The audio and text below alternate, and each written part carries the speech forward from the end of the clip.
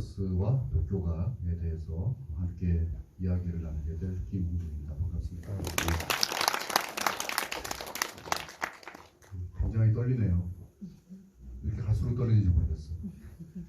우선 이렇게 토요일 모임에도 불구하고 많이 찾아주신 여러분께 감사드리고요. 아마 어제 도쿄 이야기를 보신 분도 있을 것이고, 또 다른 경로를 통해서 동경 이야기를 보시고, 또 오늘 도쿄가를 보신 분들도 계시고, 도쿄가만 보신 분도 있을 것 같은데, 오늘 제가 어떤 얘기를 할지 미리 좀 말씀을 드리고 여러분이 마음의 준비를 하시도록 하겠습니다. 우선 오늘은 저는 어떤 비평가나 혹은 영화 학자의 입장에서 도쿄가에 대해서 이야기할 만한 그런 능력이나 자격은 없다고 생각을 합니다.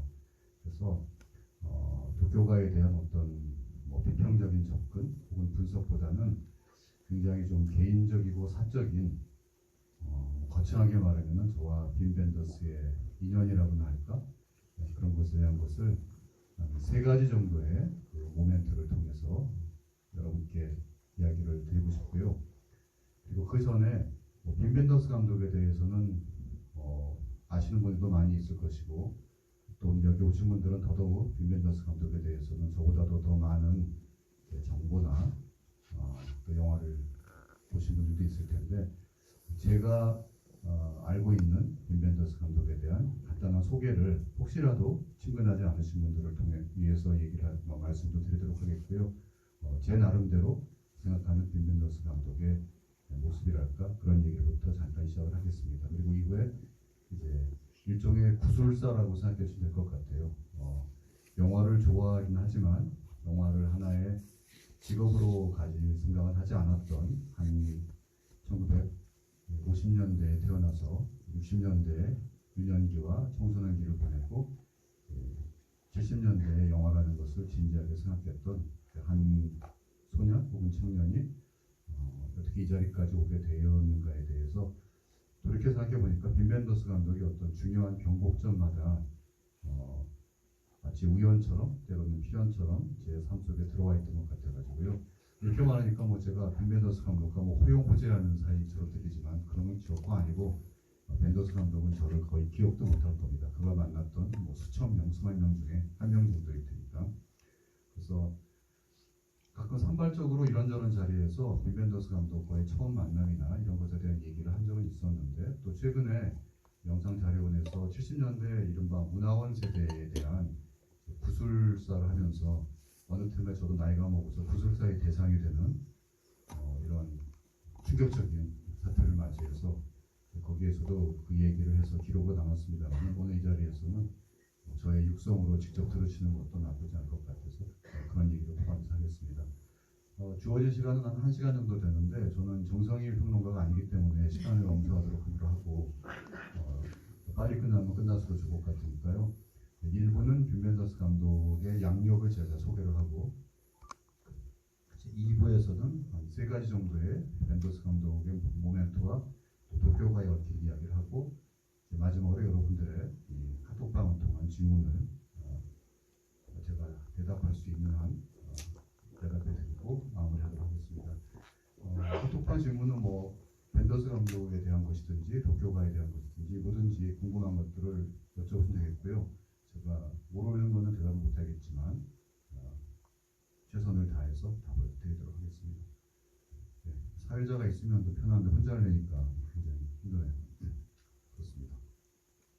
우선 빈벤더스 감독에 대해서 제가 예전에 글을 쓴 적이 있었거든요. 아시는 분은 아시겠지만 벌써 30년도 넘은 일인데, 1990년 5월부터 1991년 6월까지 중간에 한 달은 빼먹고, 제가 그 당시에 정성일 감독이 편집장으로 있었던 로드쇼라는 잡지에 도시에라는 이름으로 매달 글을 기고했었습니다. 매달 하나의 주제를 정해가지고 중간에 이제 별지로 들어가는 형식이라 전문용어로 도비라라고 그러죠. 그 당시에 그 표지가 있고 그 안에 14페이지였는데 무려 매달 140매를 써야 되는 일이었어요. 꼭지에 10매씩. 그래서 이제 이 자리를 빌어서 한번 비화를 밝히자면은, 그 당시에 세 사람의 필자 이름이 나와 있었어요. 구혜영, 오윤평, 김주현. 그래서 그 이름들에 대해서는 구혜영은 제가 그 옆에 있는 한겨레 신문으로 기억하는데 신문에 나왔던 부고란에 있는 이름에서 약간 이름을 바꿔가지고 쓴 거였고, 오윤평은 그 당시에 홍콩 영화 감독 중에 오우삼 감독, 주윤발, 그리고 박유평 감독 이 세 사람의 이름을 모은 것이고, 이제 김주현은 저희 딸아이의 이름을 조금 바꿔가지고 했었습니다. 왜 세 명의 필자를 했었냐면은, 우리 벤더스와 아무 상관없는 얘기지만 그냥 얘기 나오긴 하자면은, 그 당시에 로드쇼는 이제 개인께서 운영하시는 회사였는데 매달 그 자회기구가 필자들한테 원고료가 나갔는데, 한 사람에게 이렇게 140매를 한 사람이 있어서 원고료를 다 나간다고 경영진께서 아시면은 그걸 좀 할인을 하려고 하실 것 같다고. 그래서 한 3명 정도가 쓴 걸로 하면은 전부 다 원고료가 나올 것 같다고 해서 제가 급히 3명의 이름을 지어냈던 기억이 있습니다. 구혜영에 대해서도 90년대를 회고하는 영화관 이렇게 멋있는 해석을 해주시는 분들이 있는데, 사실은 제가 만든 건 아니고 그런 해석을 했고, 그 당시에 그런 매달 한 년씩 정성희 편집장과 다음 달에 뭘 쓸 것인지 서로 의논을 한 다음에, 그 당시에 지금처럼 인터넷이 있던 때가 아니었기 때문에 이런 글을 쓰려면 자료를 구하는 게 먼저 힘들었어요. 그런데 다행히도 로드쇼에 굉장히 많은 가이드 시네마나 또 외국의 잡지들, 필름 코멘트, 그리고 다양한 분들이 있었기 때문에 한 달에 한 3분의 1은 아이템을 고민하는 시간, 그리고 14꼭지를 이렇게 쭉 나열을 한 다음에 나머지 열흘 동안은 열심히 자료를 섭렵하고, 나머지 열흘 동안은 미친 듯이, 그때는 컴퓨터를 안 쓰던 시절이어서 원고지에 썼어요. 원고지에 써다가 나중에 손이 저릴 정도로. 그래서 원고를 넘기면은 그 다음은 기절, 깨어나 보면은 사우나, 또다시 한 달이 시작하는 이런 생활을 1년 했었습니다. 그러던 중에 한 번은 정성일 그래서 영화의 영화에 알고 싶은 두세 가지들을 제목으로 영화 용어도 하고, 홍콩 노화를 시작이 이제 홍콩 영화에 대한 것이었는데, 작가론, 장르론, 할리우드 이런 식으로 했는데, 한 번은 정확히 기억은 안 나지만 한 91년, 90년대를 시작한 지 한 6, 7개월쯤 됐을 때 나름대로 이제 독자들의 반응이 좀 있었는데, 감독 한 명을 집중적으로 조명해보면 어떻겠느냐라는 제안을 했어요. 근데 아마 제가 빈 벤더스와의 어떤 이제껏 말씀드릴 특별한 인연이 없었다면은 독자들이 생각했던 거는 예를 들어 에이젠슈타인이랄지, 존 포드랄지, 오선현이랄지, 아마 이런 감독들을 특집으로 하는 것이 일반적인 그 당시의 분위기에 맞는 것이었겠죠. 그 당시 일반 사설 비디오 데코도 많이 생기고 해서 오히려 지금보다 더 고전 영화나 예술 영화에 대한 관심들이 더 다양했던 시기였기도 했는데, 그만큼 굶주려 있기도 했었고. 그런데 제가 빈 벤더스를 하겠다고 했어요. 이유는 여러 가지가 있겠지만, 우선은 빈 벤더스는 제가 태어나서 처음으로 직접 살아있는 실체를 만나봤던 첫 번째 감독이었고, 그리고 어쨌든 빈 벤더스 감독의, 저는 1990년까지의 영화를 굉장히 좋아합니다. 그때도 좋아했고 지금도 좋아하고 앞으로도 좋아할 것 같은데, 1990년 이후에 빈 벤더스 감독의 영화에 대해서는 일단 다 보지 못했고 별로 언급을 하고 싶지가 않은 생각이에요. 좋고 나쁘고 떠나서.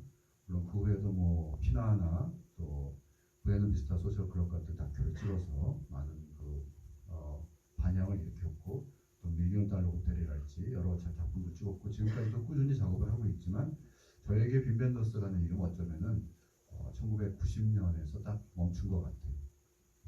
저의 젊음도 거기서 멈추지 않았나 생각하는데 그렇습니다. 그래서 빈 벤더스에 대한 글을 그때 썼었고, 형식은 지금 생각해서 좀 기특한 생각을 한 것 같은데, 그냥 벤더스 얘기를 쭉 쓰는 게 아니라 한 6개 정도의 테마를 정해가지고 빈 벤더스 감독의 영화로 2편씩 묶어가지고 해석을 했었어요. 이제 그 글은 지금은 영화에 대해 알고 싶은 두세 가지 것들이라는 1991년에 책으로 묶여 나온 쪽에 실려 있으니까 혹시라도 벤더스 감독을 좋아하시거나 관심 있는 분은 한번 읽어보셔도 될 것 같아요. 지금 보면 되게 부끄러운 글이지만 그래도 당시에 굉장히 빈약한 자료를 가지고 열심히 썼다는 것 정도는 좀 인정을 해도 좋지 않을까 생각합니다. 그래서 일단 오늘 강의의 시작은 1990년, 지금부터 벌써 32년 전에 제가 로드쇼에 썼던 그 글에 나온 벤더스 연대기 1945년부터 현재까지, 여기서 현재라는 것은 1990년을 얘기하겠죠. 한번 읽어드리는 걸로 시작을 하겠습니다. 1945년 8월 14일, 그러니까 해방 하루 전이죠. 우리나라 2차 대전이 끝나기. 1945년생을 가리키는 말로 아마 여러분 젊은 세대는 거의 못 들어봤을 텐데 해방동이라는 표현이 있었어요. 그러니까 우리나라에서도 이제 일본으로부터 일제강점기가 끝나고 해방된 감격과, 물론 그 뒤에 올 혼란과 비극은 아무도 예상하지 못했겠지만, 그래서 1945년에 태어난 사람들을 해방동이라고 불렀는데, 그냥 빈 벤더스 감독이 1945년 8월 14일생이고, 제가 알기로는 라이너 베르너 파스빈더 감독이 1945년 8월 15일생입니다. 그래서 벤더스 감독의 하루 형님, 그리고 우리나라 감독분 중에서는 이장호 감독님이 1945년생이세요. 이장호와 벤더스의 평행 우주론, 뭐 이런 것도 쓸 수 있을 것 같은데, 하여튼 그렇습니다. 약간 옆길로 샜고, 유럽 전선에서 2차 대전의 포성이 뭐든지, 이거는 그때 태어났던 소리가 아니죠. 제가 잘못 읽었네요. 죄송합니다.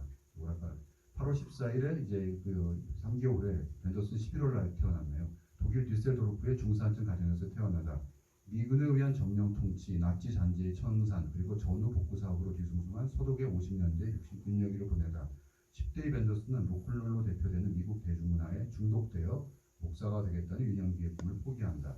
그림에 약간의 재능을 보이고 미국 음악을 유달리 좋아한다는 점을 빼면 평범하게 그지없는 소년으로 자라나다. 1964년에서 66년 사이에는 뒤셀도르프 대학에 진학하여 아버지의 뜻에 따라 의학을 전공하였으나 2년을 다닌 후 포기하다. 다른 대학도 다녔다고 하는데 크게 중요한 사실은 아닐 것 같아요. 이어서 가출, 괄호 열고, 물음표 괄호 닫고, 화가가 되려는 생각으로 프랑스 파리에 가다. 이때가 그러니까 20살 때, 19살, 20살 때이죠. 그리고 파리에서 좀 약간 무의도식하는 생활을 하다가 시네마테크에서 영화라는 것을 발견하게 되고, 그리고 오즈, 브레송, 포드, 레이의 영화에 심취해서 영화학교가 되기로 결심하였다. 영화 작가가 되기로 결심하였다. 1967년에는 그때 막 독일에서 이제 젊은 영화인들이, 그때는 독일 영화가 완전히 존재감이 없을 때였는데, 독일 영화를 부흥시키기 위해서 정부가 투자를 해야 되고 젊은 영화인들을 교육할 수 있는 교육권이 필요하다는 캠페인을 벌여가지고 뮌헨의 영화학교가 처음 생겼습니다. 그래서 거기에 마치 우리나라의 20세기 초에 1990년대 영화 80년대 영화 아카데미나 90년대 영상원이 생겼던 것과 좀 비슷한 분위기라고 생각하면 되는데, 그래서 그 영화 교육에 목말랐던 젊은이들이 몰려들었고 뮌헨 영화학교에 입학해가지고, 참고로 그때 함께 입시에 응했던 감독 중에 파스비더 감독이 있었는데 파스비더 감독은 떨어졌다고 합니다. 제 생각에 면접에서 떨어지지 않았을까라는 추측을 해봅니다. 그런데 그리고 이 영화학교에서는 주로 프로페셔널들이 와서 어떤 교양으로서, 예술로서 영화보다는 말 그대로 테크니션들을 양성해내는 그런 교육기관이었다고 해요. 그래서 2년 후에 졸업작품으로 단편을 찍게 돼 있었는데, 빈 벤더스 학생은 약간 좀 다른 생각을 해가지고 졸업작품을 찍으라고 학교에서 35mm 필름을 사라고 준 돈과 진행비를 가지고 16mm 흑백 필름을 사가지고 장편 극영화를 찍어버렸어요.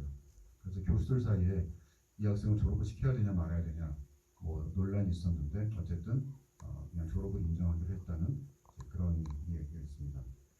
학교 다니는 동안에 단편 영화를 만들었고, 이때 그의 초기작들을 거의 다 찍은, 학교 때부터 촬영 감독 노비 뮬러 감독을 만나게 되고요.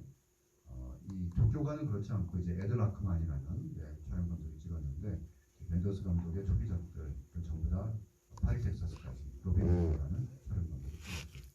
그리고 나중에 노벨 문학상까지 수상하게 된 페터 한트케를 뮌헨에서 알게 돼가지고 페터 한트케와 교분 관계가 생겼고, 페터 한트케가 벤더스 감독의 학교 다니던 시절에 단편의 시나리오를 쓴 인연도 있고, 나중에 페터 한트케가 소설가로서 굉장히 큰 명성을 얻게 된 페널티킥을 맞이하는 골키퍼의 불안, 번역 제목은 조금씩 다릅니다만은 그 작품을 빈 벤더스 감독이 자신의 상업영화 데뷔작으로 찍게 됐죠. 그래서 1970년에 영화학교 졸업작품으로 25살 때 16mm 장편 극영화 도시의 여름, Summer in the City라는 영화를 만들었고, 그 다음에 1971년에는 친구인 페터 한트케의 원작 소설인 페널티킥을 맞이하는 골키퍼의 불안으로 이것을 신인감독 지원 기금을 받아서 완성을 해서 이제 정식 장편 영화 감독으로 데뷔했습니다. 계속 읽어 내려갈까봐 불안하셨을 텐데 읽는 건 여기까지 하도록 하고요. 이제 이후에 벤더스 감독은 이제 계속 마치 우리나라의 요즘에 젊은 감독들이 그러하듯이 단편을 통해서 영화제에서 알려지고 또 장편을 찍게 되고 그 장편이 또 국제 영화제에 나가서 수상을 하고 이렇게 그런 코스를 밟으면서 쭉 영화 감독으로서의 삶을 이어나가게 됩니다. 그런 대표적으로 73년에 찍었던 도시의 알리스가 있고요. 1976년에는 영화 제목은 Kings of the Road인데 독어 제목은 Im Lauf der Zeit인데 저는 독어를 잘 못하는 독어는 모르지만 그 뜻이 시간이 흐르면 이런 뜻이라고 해요. 영어로는 In the Course of Time이라는 번역 제목도 있는데 보통 Kings of the Road라는 제목으로 알려진 장장 3시간에 육박하는 흑백 35mm 영화를 만들어서 칸 영화제에서 국제 비평가상을 수상을 하게 됩니다. 이제 본격적으로 독일의 젊은 예술 영화 감독으로 알려지게 된 계기인데요.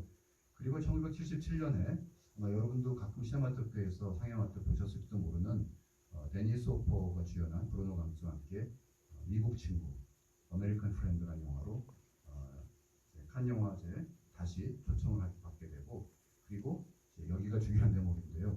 이 미국 친구라는 영화가 일본에 수입돼서 개봉될 때 일본에 있는 독일 문화원이 그 당시에 이제 막 31살이었던 젊은 빔 벤더스 감독, 칸에서 주목받기 시작한 그 독일의 감독을 초청을 했습니다. 영화 미국 친구라는 영화의 일본 개봉을 통해서 개봉을 지음해서 그래서 그때 자세한 연유는 모르지만 한국에 있던 독일 문화원 괴테 인스티튜트에서도 빔 벤더스 감독을 초청을 했어요. 아마 그냥 한국에서 오는 걸로 초청을 하는 것은 좀 힘들었겠지만 일본에 오는 김에 이제 서울을 들르는 것은 그렇게 어려운 일이 아니니까 섭외가 됐던 것 같은데 다시 이제 제 얘기로 돌아오죠.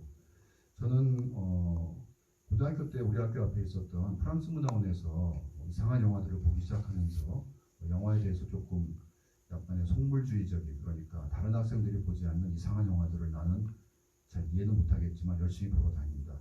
그리고 조금 영어 공부를 열심히 한 학생이었기 때문에 영화 자막도 읽을 수 있다. 이런 그런 지적 우월감에 도취돼가지고 문화원을 들락날락했었는데 나중에 영화 일을 하게 되거나 영화 감독이 되기 위해서 그랬던 건 아니었어요. 더더군다나 그때는 시네필이라는 단어도 없었으니까 그냥 영화를 좋아하는 그리고 문화원에 가서 영화를 보는 굉장히 어린 10대 관객이었던 거죠. 대학에 와서는 이제 독일 문화원을 발견하게 되었는데 그 당시에 독일 문화원은 장충동에 있는 어떤 단독주택에 있었어요. 60년대 한국 영화에 나올 법한 이렇게 초인종을 누리면 이렇게 안에서 가사 도우미가 쪼르르 달려 나오는 듯한 그런 집이었는데 거기에 이제 독일 문화원이 있었던 시절이 기억납니다. 16mm 필름을 주로 상영을 했었는데 나중에 알게 된 사실은 그 필름들이 전부 그 당시에 독일 정부가 지원했던 젊은 감독들이 찍은 그 국가 지원에서 만들어졌던 영화들이었어요. 그러니까 아마도 국가가 지원을 해주고 그래서 해외 판권 적어도 이제 문화원에서 상영할 수 있는 그런 저작권을 국가가 가져가니까 16mm로 복사를 떠가지고 각국의 독일 문화원에서 상영을 했는데 파스빈더나 알렉산더 블루베나 빔 벤더스, 베르네 헤르족 이런 감독들의 영화들이 이제 우리나라나 다른 나라에 주로 그렇게 소개가 됐었죠.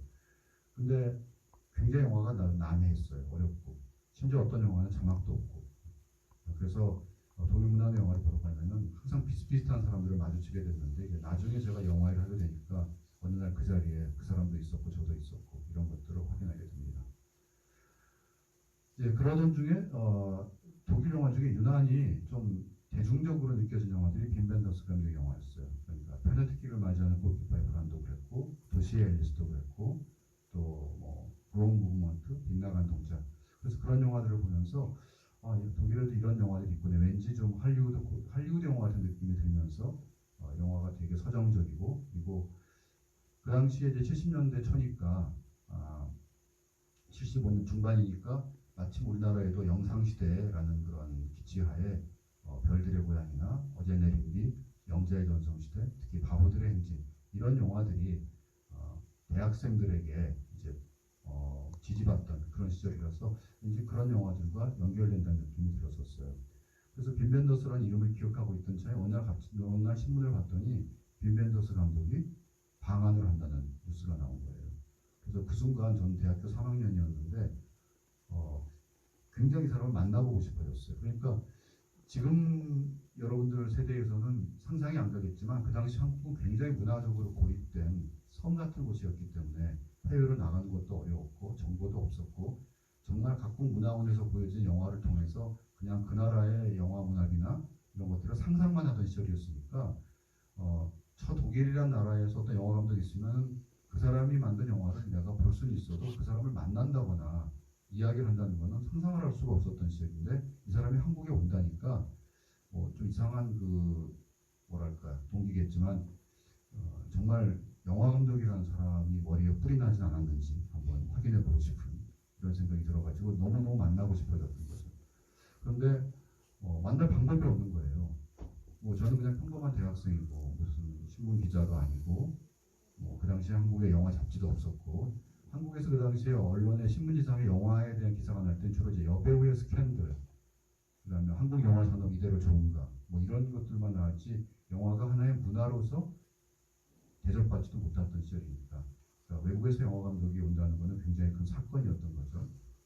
그래서 제가 꾀를 낸 것이 마침 제 신문이 제 친구가 서울대학교 학보사의 편집장이었어요. 그래서 저는 그때 서울대 다니고 있었는데 그 친구를 찾아가서 하나 제안을 했죠. 내가 그 독일에서 어떤 감독이 온다는데 한번 인터뷰를 할 테니까 그 인터뷰 기사를 나중에 대학신문에 괜찮으면 실어주라. 그 대신에 내가 독일문화원에 가서 서울대학교 기자가 사칭을 할 테니까 그걸 좀 허락을 해달라고 했어요.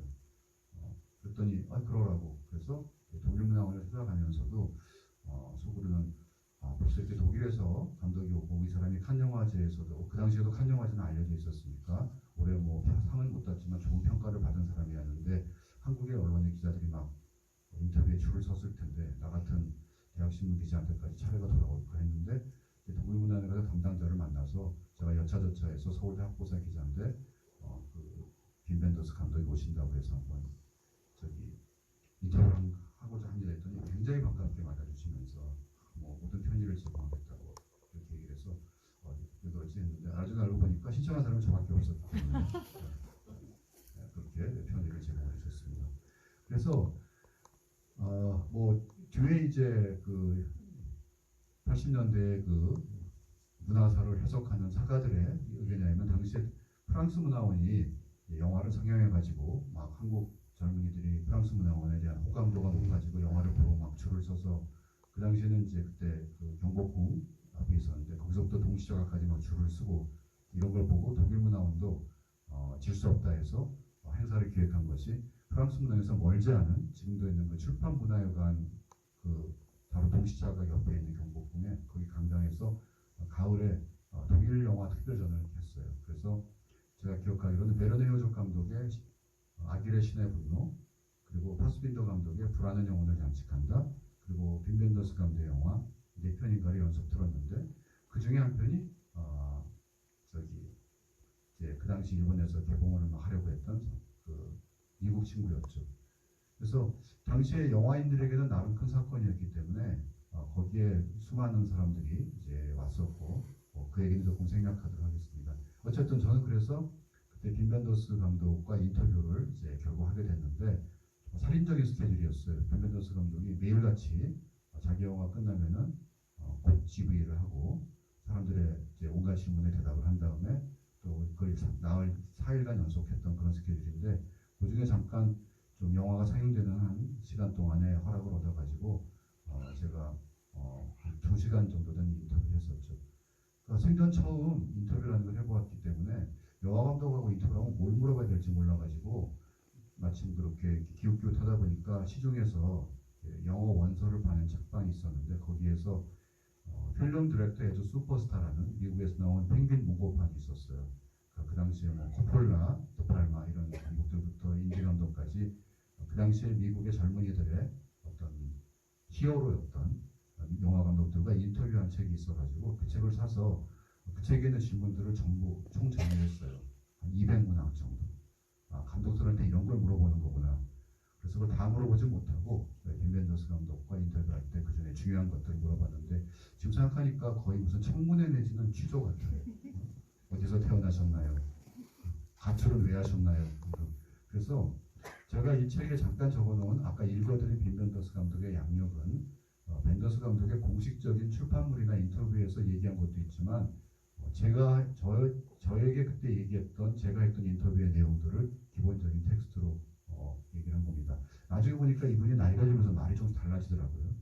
뭐 아무 생각 없이 파리에 무조건 갔다라고 저한테 분명히 얘기했는데 뭐 그때부터 뭔가 영화의 뜻이 돋다는 식으로 나중에 얘기를 하기도 그래서 어쨌든 기억이라는 건 정확하지가 않기 때문에 그러나 분명한 건 지금도 기억나는 게 파리에서 원래 그림에 조금 솜씨가 있었기 때문에 가서 뭐 몽마르트르에 가서 이렇게 좀 아마추어 그림이라도 하면 먹고 살 수 있지 않을까 싶었는데 그것도 텃세가 심해서 하지 못하고 거의 막 거지처럼 지내다가 우연찮게 시네마테크 프랑세즈에 그 당시만 해도 이제 앙리 랑글로아가 운영하던 시절이었는데 들어갔는데 너무 좋더라는 거죠. 하루 종일 영화만 틀고 있으니까 그냥 그 안에만 처박혀 있고 샌드위치 하나로 그냥 끼니는 때우고 거기서 시간 때우고 저녁에 나오면 되니까 그래서 뭐 누벨바그 감독들처럼 거기에서 영화를 공부했다기보다는 갈 데도 없고 할 일도 없으니까 그냥 시네마테크에서 줄창 영화를 봤는데 보다 보니까 이게 뭔가 몇 편의 감독들 영화를 보면서 내가 할 일인 것 같다라는 생각이 들었다고 합니다. 그래서 그때부터 이제 딱 목표를 세우고 1년 동안 1000편의 영화를 봤다고 해요. 하루도 빼지 않고. 근데 시네마테크 프랑스에서는 거의 모든 영화를 1년에 봤다는 거죠.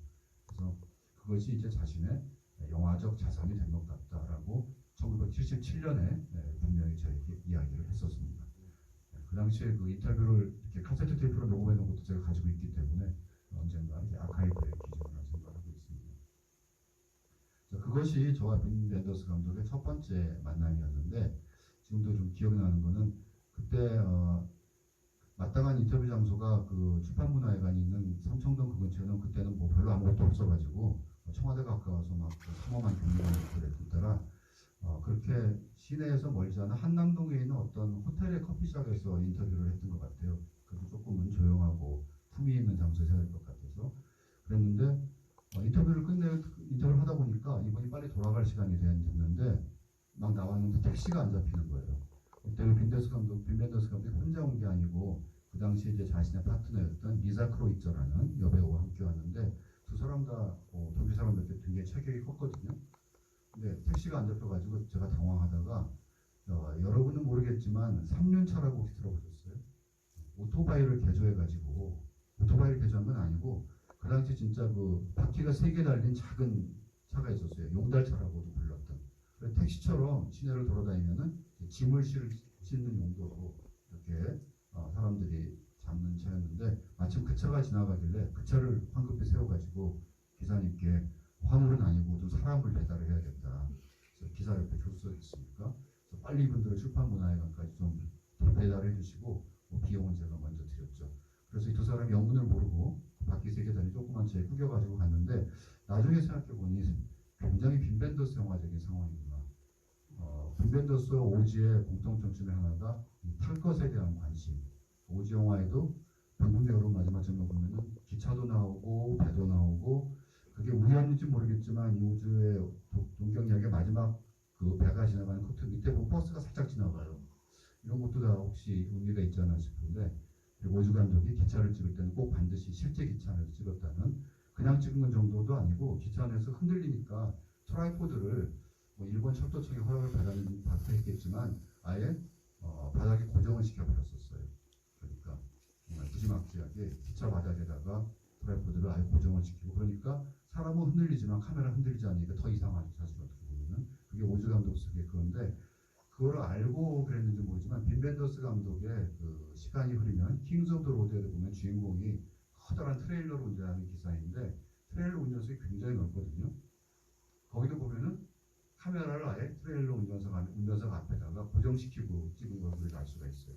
막 차가 흔들리니까 사람은 막 펑펑 튀는데 카메라 프레임은 딱 고정되어 있는 거예요.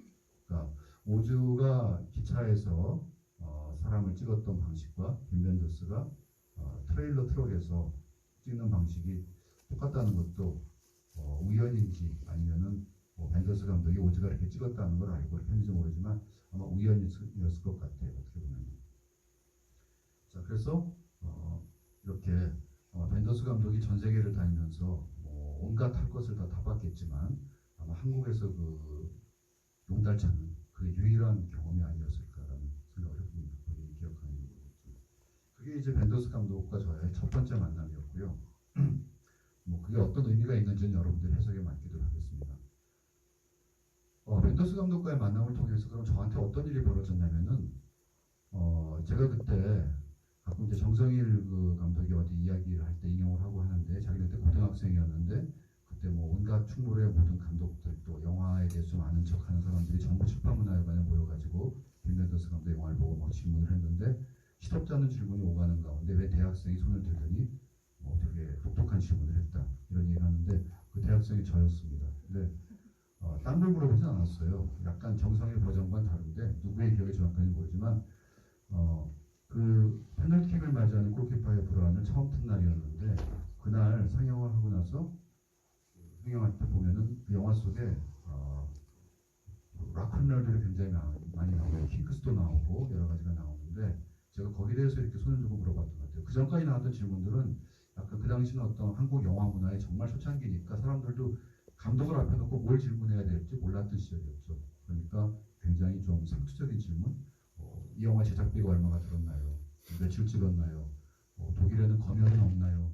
이런 질문들이 나왔고 또 저는 벤더스 감독이 영화를 보기 전에는 굉장히 약간 개그맨처럼 유머도 풍부하고 따뜻한 사람이라고 생각을 했어요. 벤더스 영화 속에 은근히 있는 그런 따뜻함이 있으니까 제 느낌에는. 실제 만나봤더니 방금 신학교를 졸업하신 목사님 같은 굉장히 근엄한 표정을 하고 있고 표정도 없고 포카페이스로 이렇게 설명을 통역의 귀를 기울이다가 한두 마디 딱 대답하는 약간 좀 차가운 느낌이 들어서 조금 의외다 생각을 했는데 그런 것 때문에 약간 오기가 들었는지 저도 감히 손을 들어서 질문을 했었죠. 그래서 물어본 건 뭐였냐면은 당신의 영화 속에는 그 미국의 대중문화, 특히 락앤롤이 끊임없이 등장을 하는데 그것은 당신이 전후에 독일에서 자라났던 어떤 소년기의 그런 성장 과정과 연관이 있는 것이냐라는 그때는 벤더스 감독의 뭘 읽어본 적이 없었는 이런 굉장히 기특한 질문을 했던 것 같아요. 그랬더니 그 포커페이스를 하고 있던 벤더스 감독이 갑자기 눈을 바짝바짝 하더니 뭐라고 막 열심히 대답하더라고요. 여러분도 가끔 집에 가보면은 감독들이 시큰둥하게 대답을 하다가 어떤 질문이 나오면 갑자기 막 활기를 띠면서 쓸데없이 막 열심히 대답하는 경우를 볼 수 있었을 텐데 그런 케이스였던 것 같아요. 그래서 아마 그 질문이 좀 인상적이었던지 끝나고 벤더스 감독은 이제 뭐 사람들이 둘러싸였는데 어떤 분이 아마 독일 문화 온 분이었던 것 같아요. 저한테 오더니 끝나고 한국의 몇몇 감독님들과 함께 한일관의 불고기를 뒤풀이하러 갔는데 혹시 오지 않겠느냐. 그래서 공짜로 불고기를 준다는 말에 혹해가지고 따라가서 그 자리에서 처음 만났던 분이 이장호 감독님 또 등등의 그런 감독분을 뵙고 그게 이제 제가 이장호 감독님을 처음 뵙게 됐던 인연이었던 거죠. 그러니까 빈 벤더스 감독을 통해서 한국의 감독을 만나게 되는 이상한 인연이 저에게 있었는데 그것이 1977년 제가 대학교 3학년 때 있었던 일이고 저는 그 전에 혼자서 친구랑 8mm 영화를 취미삼아 찍어본 적이 있었지만 정말 영화를 내 업으로 삼아야겠다 이런 생각은 한참 후회하게 되었었습니다. 지루할 테니까 그럼 빨리 다음으로 넘어가자. 세월이 많이 흘렀어요. 그러다가 저는 1982년에 84년에 미국으로 이제 영상인류학을 공부하러 유학을 가게 됐고 필라델피아에 있는 템플 대학교라는 곳에서 결국은 이제 박사학위를 마치지 못했지만 열심히 나름 공부를 하고 있었습니다. 그러던 차에 1985년에 필라델피아에 인터내셔널 하우스라는 그런 그 기관이 있었어요. 그러니까 외국인 학생들의 숙소이기도 하고 교환 학생 프로그램도 있고 근데 거기에 영화 프로그램이 있어요. 말하자면 시네마테크가 있었던 것이죠. 그래서 거기에서 극장에서는 볼 수 없는 이런 영화들을 프로그램을 가지고 계속 상영을 했었는데 예를 들어서 키들라트 타이믹 감독의 영화랄지 또 거기서 체카이거 감독의 황토지랄지 이런 영화들을 거의 미국에서 최초로 상영했던 곳이 이제 그 극장이었습니다. 그러니까 바로 유니버시티 오브 펜실베니아 요즘 가끔 언론이 오르락내락하고 있는 그 UP 유니버시티 펜실베니아 바로 건너편에 있는 그래서 UP 학생들도 많이 오랬는데 어느 날 거기에서 빈 벤더스 감독의 도쿄가라는 영화를 상영한다는 그 광고가 떴어요. 그러니까 그 전에 이제 물론 빈 벤더스 감독은 어, 1900 아까도 얘기 나왔지만 이 도쿄가는 83년에 촬영을 시작해가지고 완성은 85년에 했는데 그 사이에 1980년에 파리 텍사스라는 영화가 나왔었죠. 파리 텍사스는 우리나라에서도 심지어 막 흥행에 성공을 하고 참고로 그 영화의 그 광고 카피는 신철 그 집행위원장이 써주셨는데 그래서 칸 영화제에서 또 수상도 하고 있기 때문에 정말 세계적으로 알려진 이제 거장 감독의 이제 말을 들었고 심지어 흥행 감독이고 할리우드에서도 이제 그 나름대로의 입지를 구축한 이제 그런 감독이 돼 있었죠. 그래서 85년에 이제 도쿄가라는 영화가 완성이 됐는데 참고로 이제 도쿄가는 저도 그때 무슨 뜻인지 몰랐어요. 가가 무슨 뜻인지. 그런데 나중에 알고 보니까 한자로 그림 화자라는 뜻이에요. 그러니까 한자로 치면 동경화. 그런데 그걸 이제 발음 나는 대로 해서 도쿄가라고 했고 거기다 일체 설명도 없죠. 영화 속에. 그냥 알아서 생각하라는. 그래서 뭐 일본어를 아시는 분들은 아시겠지만 도쿄가라는 발음으로는 여러 가지 해석이 가능하다고 하는데 이것을 이제 일본에서 설명할 때는 동경화라는 그 그림으로 합니다. 여기서 화라는 것은 꼭 영어로 페인팅에만 해당하는 것이 아니라 아마도 이미지라는 뜻이 되겠죠. 그래서 이 영화는 뭐 여러 층위가 있지만 비판가적 해석은 안 한다고 했지만 일종의 이미지에 대한 하나의 에세이로 할 수도 있고 그 당시에는 그런 용어가 없었지만 저는 이 영화는 다큐멘터리라기보다는 에세이 필름으로 부르는 것이 더 어울린다는 생각을 하게 됩니다. 물론 빈 벤더스 감독은 이 영화를 찍으면서 다큐멘터리라고 부르자니 좀 뭔가 다른 것 같아서 다이어리 필름이다, 뭐 일기 영화다 이런 말도 했지만 그렇습니다. 자 그래서 저희 이제 두 번째 만남은 이 도쿄가라는 영화를 그 인터넷 하우스에서 16mm로 봤었어요. 그런데 이전에 이제 빈 벤더스 감독은 1980년에 그 뉴욕에 잠시 있을 때 NYU 학생, 그 당시에 학생이었던 짐 자무시 조교를 조감독으로 써서 무료의 관계라는 니콜라스 레이에 대한 역시 에세이 필름과 다큐멘터리가 섞여 있는 이런 픽션과 논픽션이 혼합된 영화를 찍었었고 또 1982년에는 칸 영화제에서 룸 666 그러니까 666호실이라는 제목으로 그해 칸 영화제에 왔던 감독들을 그 방에 불러서 고다르부터 파스빈더까지 막 인터뷰했던 인터뷰 영화도 찍었으니까 이러한 이른바 에세이적인 영화의 접근 방식에 대해서는 벤더스 감독이 나름대로 계속 관심을 가지고 있었고 그러한 흐름 속에서 도쿄가라는 영화가 나왔다고 생각을 하면 될 것 같습니다.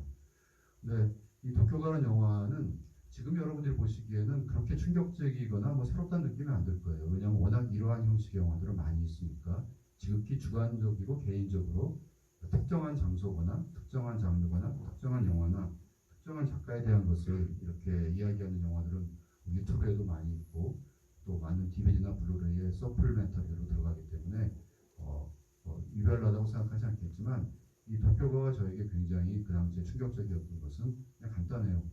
이런 식으로 영화를 만들 수도 있구나.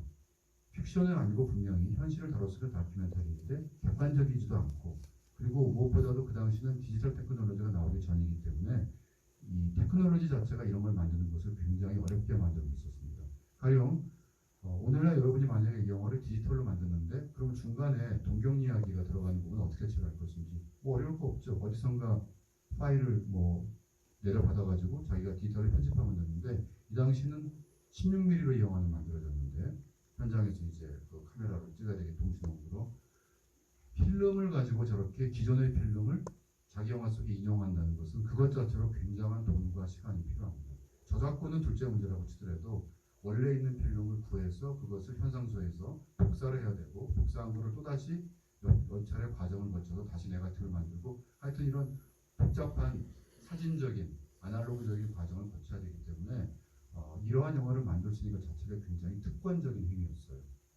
비록 저예산이지만 만만치 않은 비용이 들어가고 방송국이랄지 아니면 이 감독이 유명한 사람이라서 뭐 프로듀서가 어디서 투자를 끌어온달지 이런 것이 없다면 만들기 어려우니까 이런 영화들을 제가 거의 본 적이 없었는데 그리고 다큐멘터리라는 것은 뭔가 목적을 가지고 사회적인 어떤 기록이나 계몽이나 이러한 객관성이라는 것에 기반하고 있다는 것을 저도 그때까지는 금과 옥조로 받아들이고 있었는데 더더군다나 영화에 대한 영화를 이렇게 16mm 필름이라는 테크놀로지를 사용해서 그렇게 어떻게 보면 굉장히 자유롭게 그리고 어떻게 보면은 그 자유롭다는 거 여러분이 보시겠지. 이 영화는 편집이 굉장히 헐거운 영화예요.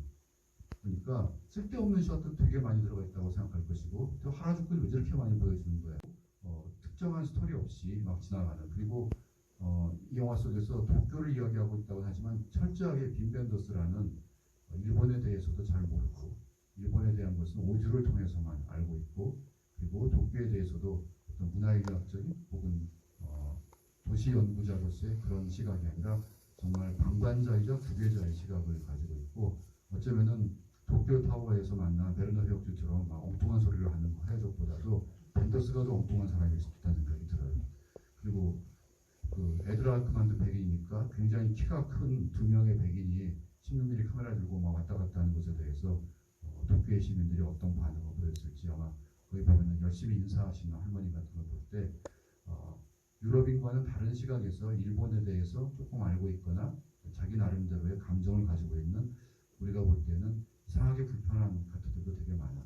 그러니까 누가 어느 시점에서 보냐에 따라서 굉장히 해석이 달라지는 그런 영화가 다큐멘터리적인 외피를 입고 있다는 것이 저희들은 되게 충격이었던 거고 아마도 그것이 제가 그래서 그거를 젊은 작곡가가 새롭게 작곡을 하고 그러니까 가짜 50년대 노래를 만든 거죠. 그런 분위기로.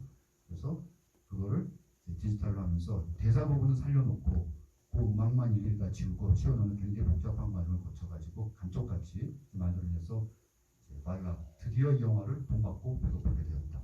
그래서 이제 그 월드 프리미어를 거기서 하고 그 뒤에 얼마나 그걸로 돈을 벌었는지 모르겠지만 어쨌든 페널티킥을 맞이한 고기파이브 안에 복원판을 여러분이 만약 보셨다면은 거기 들어있는 음악은 아마도 그 영화 처음 만들어졌을 때 삽입됐던 음악하고는 다를 수도 있다는 것도 재미있는 수용합니다. 그렇지만 정말 저에게 이제 제가 만약에 시네필이라면은 시네필로서 굉장히 그 잊지 못할 경험이 있었다면은 바로 베를린 천사의 시를 그해 본 경험이 있어요. 왜냐면은 베를린 영화제가 열리는 곳은 그 소니 센터 그 포츠담 광장에 있는 곳인데 2차 대전 후에 동독과 서독으로 나뉘고 베를린이 분단됐을 때 아무도 살지 않는 그런 이른바 노맨즈랜드였어요. 폐허 같은. 그러다가 이제 독일이 통일되면서 독일의 어떤 재건이랄까 부흥이랄까 이런 것의 상징으로 뭐 화려한 자본주의의 부활일 수도 있지만 거기 그 부분이 포츠담 광장 근처가 다 재개발이 됐고 거기에 이제 지금 베를린 영화제의 주 건물인 팔라스도 들어갔는데 바로 그 극장에서 이 영화를 촬영하는 거예요. 그러니까 벤더스 감독이 이 1987년에 이 영어 제목은 Wings of Desire, 프로 제목은 레세이드 데지, 그리고 독어 제목은 데어 힘멜 위버 베를린, 베를린의 하늘 아래 뭐 그런 게 뜻인 것 같은데 이 영화를 만들었을 때는 그때는 독일이 분단 상태였죠. 그러니까 분단 독일에서의 베를린을 배경으로 한 영화였는데 세월이 흘러서 그 영화의 디지털 복원판을 그 영화 속에서 묘사되고 있는 바로 그 영화 속에 나오거든요. 폐허 있는 그런 포츠담 광장의 부분들이 거기를 이제 호메로스라는 이름의 캐릭터가 막 방황을 하고 있고 천사가 따라다니는 페트란티케가 그 시나리오를 썼죠. 굉장히 시적인 장면이 나오는데 바로 영화 속에 나오는 저 폐허가 내가 이 영화를 보고 있는 이 극장이구나라는 생각을 하니까 굉장히 이상한 거예요. 그러니까 영화를 본다는 것이 이렇게 어쩌면은 시간이나 공간을 초월하는 경험일 수도 있겠구나 하는 생각을 저 혼자 했는지 모르겠지만 그리고 그것이 빈 벤더스의 영화였다는 것이 저에게는 이제 나의 삶 속에 어떤 식으로든지 빈 벤더스라는 감독이 비집고 들어와서 나의 일부가 되어 있는 것 같은 그런 생각을 했습니다. 자, 여기까지가 저의 구술사인데 뭐 저런 사적인 얘기를 이렇게 귀한 시간에 늘어놓나라고 여러분들이 시간 낭비라고 생각하시면 죄송하다는 말씀 드리겠는데 OTT의 시대가 됐건 멀티플렉스의 시대가 됐건 영화라는 것이 주는 경험이라는 것은 역시 극장이라는 걸 떠날 수 없고 그 극장이 가지고 있는 어떤 그 장소의 의미, 그것의 역사성 이런 것들과 뗄 수 없다고 생각합니다. 오늘 이 자리에 여러분이 이렇게 함께 모여서 도쿄가를 함께 보고 또 영상 자료원이라는 공간을 기억을 하고 그리고 여러분이 앞으로 살아나가면서 또 어떠한 인연과 관계의 망 속에서 빈 벤더스가 됐건 아니면 다른 누군가의 영화를 만나게 될지 모르겠는데 저는 그런 끊임없이 재생산하고 보존하고 그리고 새롭게 해석하고 다음 세대에게 물려주는 것이 이 영상 자료원 같은 아카이브의 역할이라고 생각합니다.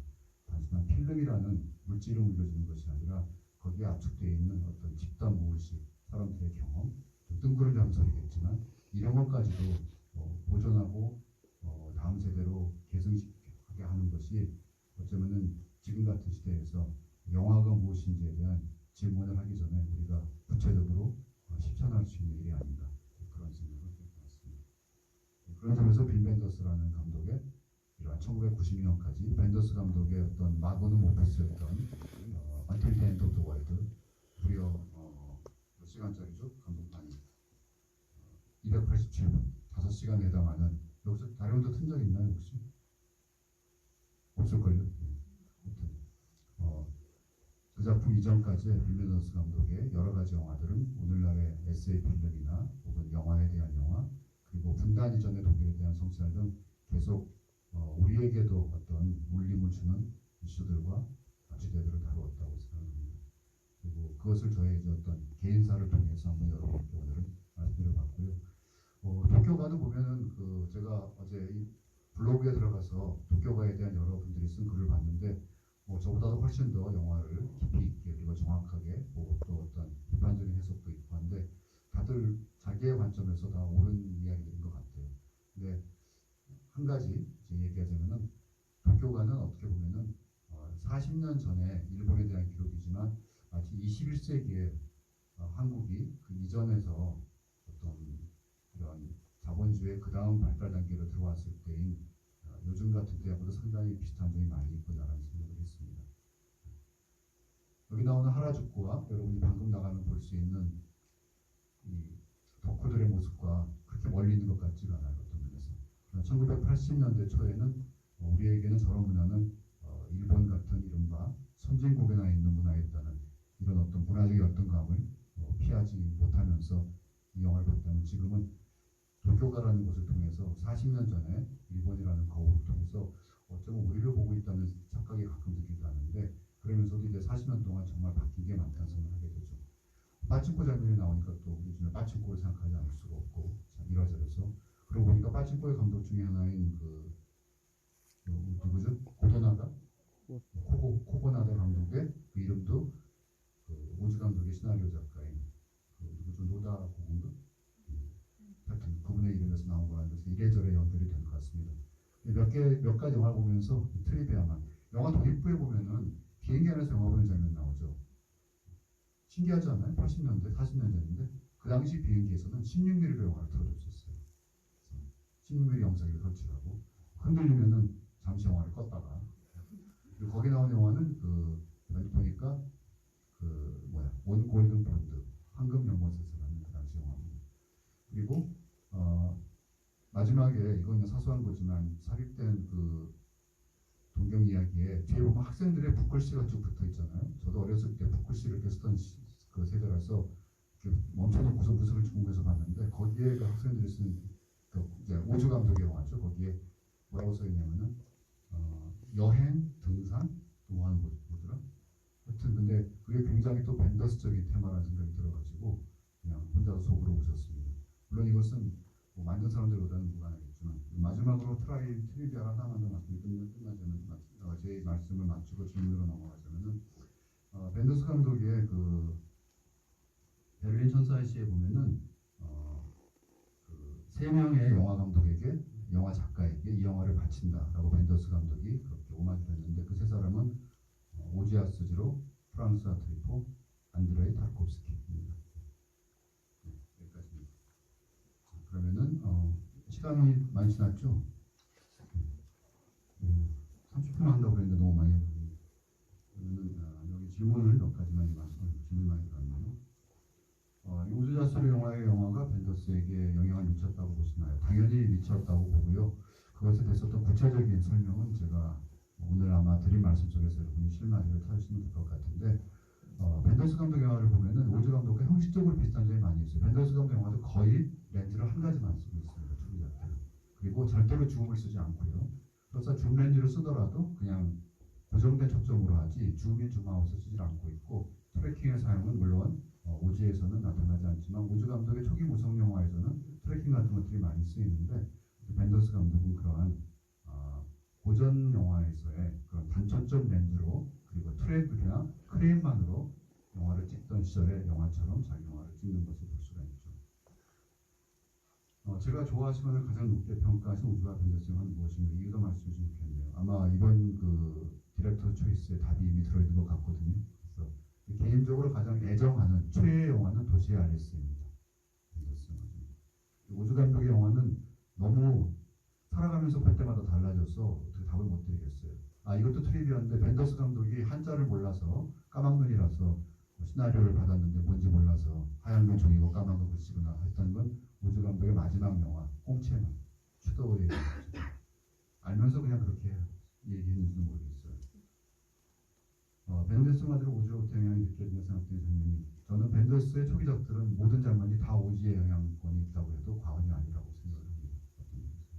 그래서 세계를 바라보고 지향하는 방식이라는 뜻이고요. 이 벤더스 감독 영화 속에서 말하는 순수한 이미지라는 게 무엇이라고 생각하시는지 사실 저는 이 벤더스 감독이 좋대요. 짜고 치는 모습인지 정말 우연히 만났는지 아마 진짜 우연히 만났을 것 같은데 살다 보면 사실 그런 우연들이 많이 일어나거든요. 뭐 그 크리스 마르켈 감독의 라주 때는 당연히 거기 가면 크리스 마르켈 감독이 있을 테니까 갔겠지만 도쿄타워에 올라갔더니 하필이면 베르네 헤르족 감독이 있길래 마이크 채워가지고 인터뷰한 이런 거는 진짜 우연이라고 생각을 하는데 두 사람도 별로 놀라지도 않았을 거예요. 워낙 그런 일들이 잘 일어나는 인간이니까 베르네 헤르족 감독은. 그래서 거기서 막 초월적인 일을 얘기하는 것은 벤더스 감독이 약간은 그 일종의 그 패러디 아닌가 싶은 생각이 들어요. 순수한 이미지 같은 것은 결국 없다. 그 우주 감독의 그 무덤에 무라는 글씨가 쓰여져 있는 것을 물론 그들이 생각하는 사실 한자 무라는 것과 그것을 서구어로 번역하는 것은 불가능하다고 생각을 하는데 그것은 선불교화의 원고가 되어 있을 수 있고 여러 가지로 또 일본인들의 그런 정신세계랄지 일본을 포함한 동아시아인들의 정신세계 이런 것들과 굉장히 밀접하게 관련되어 있는 한 글자이기 때문에 그것을 서양인이 함부로 그것을 번역하거나 이해했다고는 어렵겠지만 아마도 벤더스 감독 나름대로 생각하기에는 오즈 감독이 nothingness, 무라고 자기의 무덤에 새긴 것은 오즈 감독이 추구했던 것도 결국 이미지라는 것의 덧없음, 무의미함, 결국 모든 것이 무로 수렴돼가는 이런 것에 대한 자기 나름대로의 동의 아니었을까? 그렇지만 그런 것을 얘기하기에는 벤더스 감독이 너무 젊었죠 사실은. 기껏해야 40살에 이 영화를 찍은 것이니까. 그래서 약간의 그런 허세 같은 것도 좀 느껴지긴 합니다. 지금은 어떤지 모르겠지만. 빈 벤더스 영화 상영 특집 진행은 한번 기회가 닿으면 또 한번 생각을 해보도록 하는데 자료원 다운 어떤 프로그램으로서 생각을 해보죠.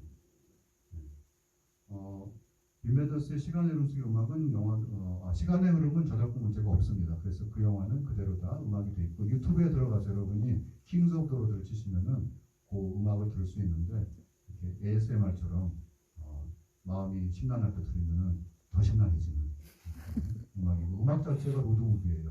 제가 보기에는. 그래서 한번 들어보시기 바랍니다. 사실은 이제 오늘 여러분이 할 때 이 전에 그 영화 그 노래를 바깥에 좀 틀어놓고 했는데 너무 티내는 것 같아가지고 써놨습니다.